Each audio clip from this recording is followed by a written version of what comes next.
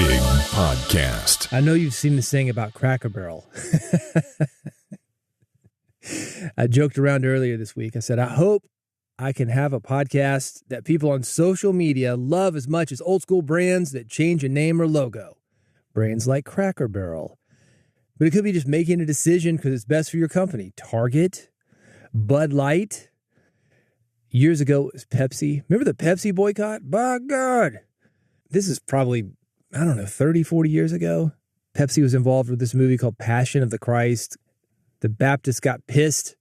Boycott Pepsi. We're still drinking Pepsi. Maybe not as much as Coke, but enough. Millions and millions of gallons every week. I feel for these brands that are getting caught up in the culture war.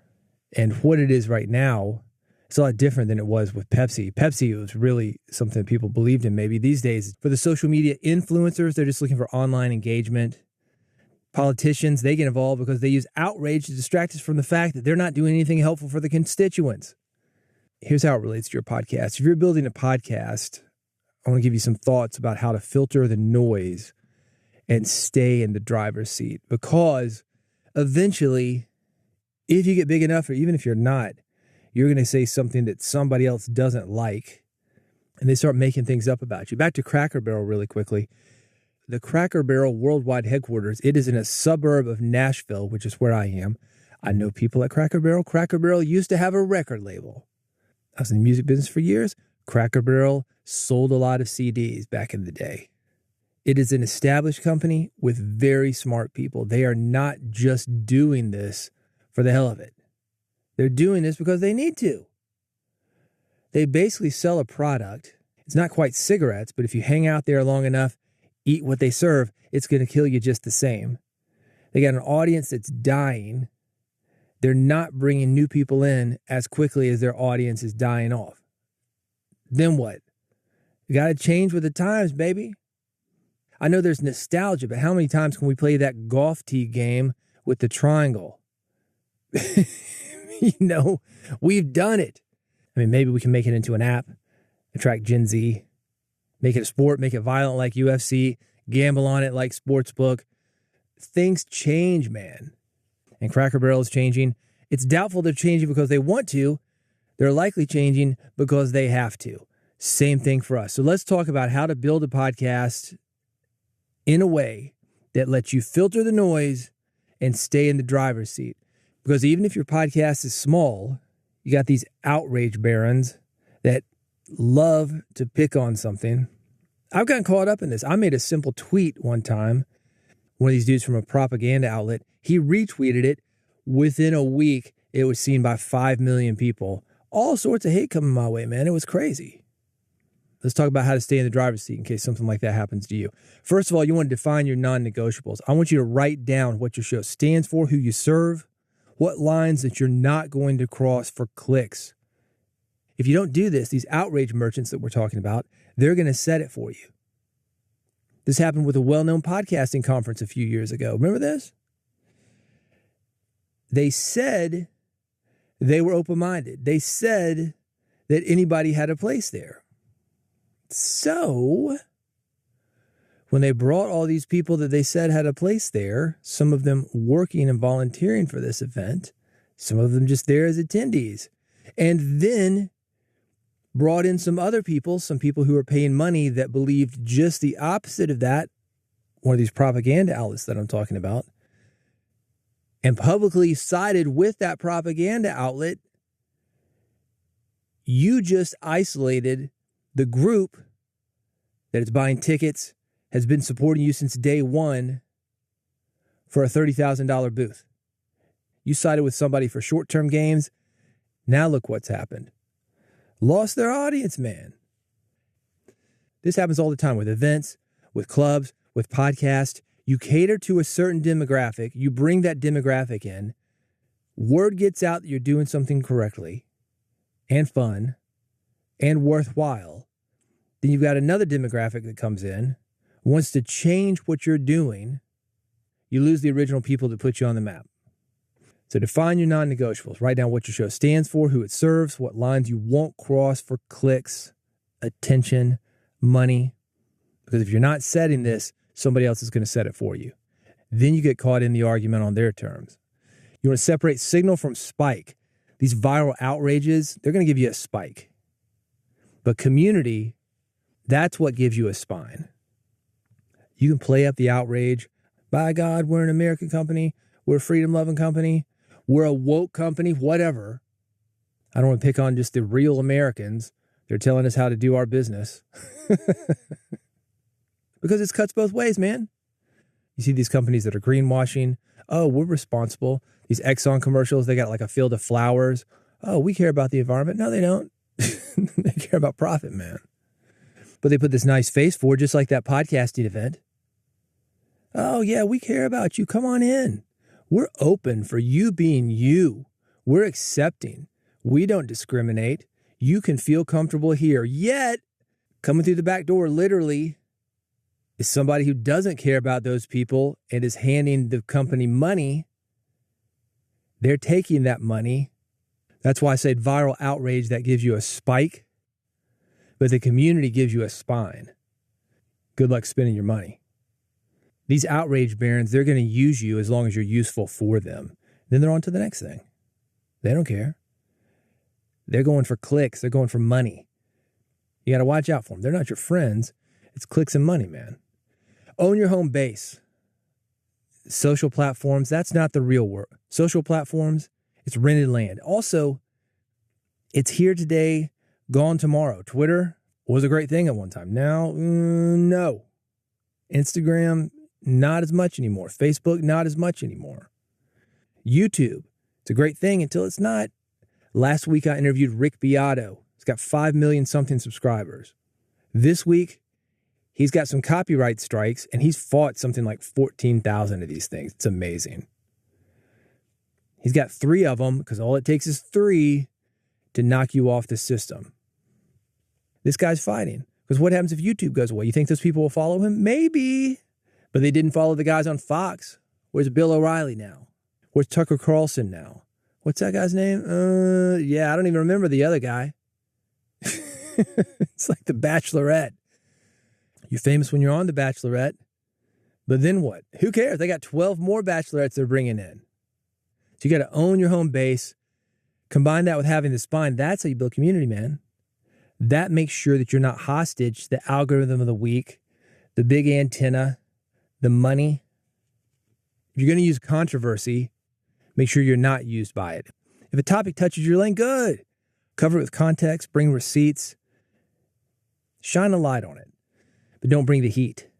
It's outside of your mission, let it pass. There's going to be another one next week. Eventually, no matter what your genre, something's going to come by that you can jump on. Great, ride it. It's like a wave you surf on. Comes by, catch it, good. It goes away, good. But if you keep trying to ride those waves that you're not meant for, and a lot of people do, they go from thing to thing to thing. And I've seen this all the time in the music business. There was a band, a glam metal band. Well, I'll go ahead and let's call the name out. Lit. Remember Lit? My Own Worst Enemy. Great song, man. Man, those guys can write songs. They were a hair metal band. Then they were a pop punk band, like My Own Worst Enemy. Then Lit Gone Country. Country record. Now I think they're back to the standard we all know them for. I don't know, man. I mean, it's once you've gone country, you kind of lose that core audience. It's like this event I'm talking about. You can't ditch your audience, your hardcore audience that's been with you for years and years and years and years to try to go for that big hit and then go back to that audience. No, man, we're just playing around. We didn't really mean it. We really love you guys. You've already slapped those guys in the face, man. Dance with the one that brung you. That's what the old Southern guys would say. You might have heard it called shiny object syndrome. There's a saying in music related to this, by the way. When your career goes south, so does your music. Not really. Maybe you don't have a big hit because trends come and trends go. But if you stick with something long enough, eventually it goes from those guys are still around to, oh man, those guys are still around. That's why you see this stadium tour every year with Motley Crue or Poison. You become a legend. Cheap Trick, Iron Maiden, Def Leppard. Look at these guys who are selling out big venues. They're legendary, man. Was there a time when nobody cared? Yes. They weren't going for trends, though. No country records. All right, let's talk about sponsor strategy, how it fits your values. You want to pre-qualify advertisers? I would suggest creating a short doc for brand fit. Share that doc. You're going to lose a few deals, but you're going to gain long-term partners. I've got a lot of people reach out to me for sponsorship. Sometimes it'll be something like pills for entrepreneurs, for example. Pills that are supposed to make you smarter, be able to stay up longer. I don't think it's quite meth, but it's some kind of stimulant. It's supposed to stimulate your brain, make you more creative. This is super common, by the way. If you look at some of the really big podcasts, a lot of them are into what I would call pills, potions, and lotions because there's a huge markup on it. You get set up on something that's recurring. They send you food or powder or stimulants or supplements every month. There is a ton of money in it. Tim Ferriss, he's one of these guys. He owns some of the supplement companies that he advertises. Mark Manson, same deal. These guys are connected to these supplement companies, and even if they're not, it's that recurring billing that makes the money work for high dollar advertising. Look, I'm not saying this is the wrong thing. I'm just asking you to think about, is it for you? Get that brand fit doc, because there are a lot of guys that are going to come to you, Bitcoin, crypto type scams, again, because there's huge money in it, pills, potions, and lotions. You can take the money and say, oh man, what's the harm in it? Well, isolating your audience, that's what the harm is. You want a brand strategy that fits your values. You want to measure what matters. It's not YouTube plays, not for community. It's completion rates. How many people are continuing to come back to you over time? It's direct feedback from your core community, maybe even if it's bad feedback, negative feedback. You can make the decision on that, but I present to you the fact that if somebody's going to respond to you, even negatively, at least they care. Nobody responds when they don't care. They're like, I don't care. It's going to go on to the next thing. Should you make a change based on negative feedback? Not necessarily. That's why I'm going through this list. Some people will. One person will say something like, I don't like this guest. I don't like this topic. And you'll see podcasters that will never do that again. Well, I got some feedback. They didn't like this guest, didn't like this topic. Okay, when you say they, that's a lot of people, right? No, man, it's just this guy. This guy wrote me, said didn't like this guest, didn't like this topic. What, one guy? That's ridiculous, man. Focus on what matters. Vanity metrics, like YouTube views, Instagram likes, Facebook likes. That's how you get baited into doing somebody else's content. That's how you get baited into controversy. Man, I need a hit. Maybe we should talk about Cracker Barrel. And yeah, I get the irony of this. But I'm not saying anything about Cracker Barrel. What I'm talking about is you and your podcast. Should you care if you do something like Cracker Barrel and rebrand if somebody's got an opinion on it? Maybe, but is it who you're going for? That's the point. Who cares what some dumbass on Twitter thinks about your rebrand? Doesn't matter if that's not somebody who is listening to you anyway. All these guys, well, I'm never eating a Cracker Barrel again. When's the last time you went to Cracker Barrel? When's the last time you went to Target? When's the last time you had a Bud Light? By the way, I record every day in a studio that is about 1 block from Kid Rock's Honky Tonk. It's in downtown Nashville on Broadway. Kid Rock took a big ass thing, a Bud Light, boom, boom, boom, boom, shot a machine gun at it. Man, Bud Light. Go woke, go broke. You know what beer is being served at Kid Rock's Honky Tonk? Bud Light. Did Kid Rock stop serving Bud Light at Kid Rock's Honky Tonk? No. This is what I'm talking about, that performative social outrage. Nobody bothers to check any of this. A lot of times, there's a hidden agenda. Oh, I just want clicks, just want to rile people up, just want to make people love me. Does it work for Kid Rock? Yeah, probably. Hadn't had a hit song in 20-something years. Need to do something to get attention. It's what I call star bangers. Look it up. Not at work. Let me give you the safe for work version. Star bangers is when you start out mellow, something that's safe for TV, safe for everybody. And it works until it doesn't work. So then you get more extreme. You start being more controversial. Maybe you take some clothes off. Get a little bit more edgy. And then that works. Ooh, he's being edgy. until it doesn't work. Like anything, it wears off. People get used to it. You turn up that edge knob a little bit more. Ooh, he's really edgy now. And you keep turning it up and turning it up and turning it up. Then you get star bangers. That's the end result. But it's really a process of you bringing out more and more edge to your podcast, more and more of this chasing clicks and chasing likes, living and dying by the algorithm. Don't do that, man. No. Build that community. It's a slow and steady process. They will stick with you. If you're wondering why some of these people get into the podcasting Hall of Fame and you've never heard of them, it's not just because they're old, and the podcast Hall of Fame is also old people and they're all getting their buddies in. It's not just that. It's because some of these old podcasters, because they've been around for so long, they've had this slow and steady thing of giving an audience what it wants, building on that audience, building the connection that I'm talking about. They're in some ways below the radar, not going for that algorithm, not going for those big home runs, but just little base hits. And because they've done it consistently, doing better than a couple of big home runs over their career. Do you have a storm protocol? What happens when the hot take industrial complex knocks? Decide in advance. You're going to ignore it. You're going to clarify on something. You're going to engage with them. What did I do when that propaganda outlet took one tweet that I had, blasted it out to 5 million people in a week? Man, just sit through it, because they're going to be moving on to something the next week. And that's the problem if you do engage with something like this, because it's something that you want to do. It is not sustainable. You've got to change it constantly. That's how this stuff gets bigger, louder, noisier, more controversial. That's star bangers, man. It's not a way to live. You will drive yourself crazy. Is it fun? Yeah, for a time. Stimulating? Yeah, for a time. If you're 20-something, yeah, ride it, man. Do it. By all means. Have fun with it. Do you think it's going to last? No. No. Because there's 10 other guys, maybe 100, 1,000 other guys willing to be even more extreme than you are. People become desensitized to this stuff. What they don't become desensitized to, community, being seen, feeling like they're part of something, feeling like they found their tribe. That's the opportunity. Is it sexy? No. But if you consistently show up for it, again, that's why these old guys are in the podcasting Hall of Fame. Who are these guys? Never heard of them.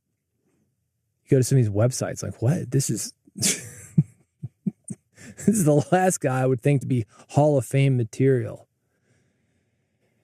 But they are, because they built an audience, a community around it. They know that audience. They know what that community wants. And it's sustainable. Is it ever going to be in the Wall Street Journal? No, probably not. But it's sustainable. What do you want? Do you want a sustainable career? Or do you want to be famous? You want to be famous, there are a whole lot easier ways to do it than podcasting. But if you want a sustainable career, you are in the right place. Show your work. Do not explain your worth. I think it's funny, these guys, they got to defend themselves. Well, I do this, and I do this, and I've done this, and don't you know who I am? And I wrote the book on podcasting, the first book in 2005 when podcasting was brand new. Okay, great. What have you done since then? I always think it's sad when people have to talk about what they've done in the past, trying to explain their worth. Well, back in 2005, I did this. I wrote this book. I did this podcast. Okay, so what have you done since then? Share it with people, but not now I've done this and I've done this way. In a I am doing this, I want you to come along with me way. You got listener stories. You got clips of you in the studio, photos of you in the studio, videos, whatever. People trust a process that they can see. So when the outrage machine comes to you and they say, this podcast said this podcast believes in this, and they're woke, or the opposite of woke, or whatever, you got the evidence to back up who you really are. Final thoughts. What happens if the backlash crowd shows up? So what? Controversy, that's a tax on clarity, man. If you say something, plant your flag, stand by it, you're proud of who you are and what you are, somebody's going to come in and have a problem with it. That means you are reaching people. If they've got a problem with it, that means that they care. Great. Let them do their thing, but don't let them keep you from doing your thing. That controversy tax, the only time you need to pay that is when it buys you reach with your real audience. Don't get caught up in the viral trends. I was talking to somebody the other night. It was some kind of taste tripping thing. Do you know about this? There was this thing that happened a few years ago. It was called taste tripping, and it sounds like it's illegal, and the name sounds more controversial maybe than it is. But taste tripping is there's a plant that you can take, and it's in pill form, and it more or less allows you to eat hot sauce or eat sour things, but it changes how your taste buds receive those things. So a hot sauce, for example, might taste sweet. A sweet thing, it might taste sour. It's a fun YouTube reaction video. And she's telling me about, taste tripping, and then I did this, and the milk crate challenge, and then it's all right, fine. That's fun, but that's not an audience. That's an audience who's interested in a challenge, maybe trying it themselves, buffoonery. That's not an audience that's going to stick with you. Here's a very final thought, and this takes it back to Cracker Barrel. This whole go woke, go broke thing, you are hearing that from people with an agenda, from people who want you to vote a certain way or believe a certain way that lets them get away with whatever they want because they benefit from that thing. Don't let them manipulate you thinking you have to act a certain way just because they're doing something. You do not. This is podcasting. Again, we're talking about you owning your distribution. RSS, email, phone, text, whatever. You don't need to play their game. Make a podcast that you're proud to stand behind. The algorithm, it's going to waver. But when you plant that flag, you give somebody something to salute, your audience, they will not waver. They're waiting for you to do it because they're not doing it themselves, because they're not going up against this bullshit as you are. Got thoughts on it? Reach out to me, bigpodcast.com. If you want to work with me personally, you want to grow an audience, get more people to your shows, make money with your podcast, I can help you. Big Podcast AMP, AMP, it stands for Audio Monetization Program. You can find it, bigpodcast.com/AMP. That's bigpodcast.com/AMP. You want more thoughts on growing your podcast, getting more people to your podcast, making money through podcast, all these things that I'm talking about? Subscribe to this one. Bigpodcast.com is how to do that. You will see the subscription button. I've got a button for iPhone, a button for Android, an RSS feed. Easy for me to get the latest episode of this podcast, Build a Big Podcast, to you as soon as it's released. One click is all it takes. Go to bigpodcast.com to subscribe, and I'll see you on the next episode of Build a Big Podcast.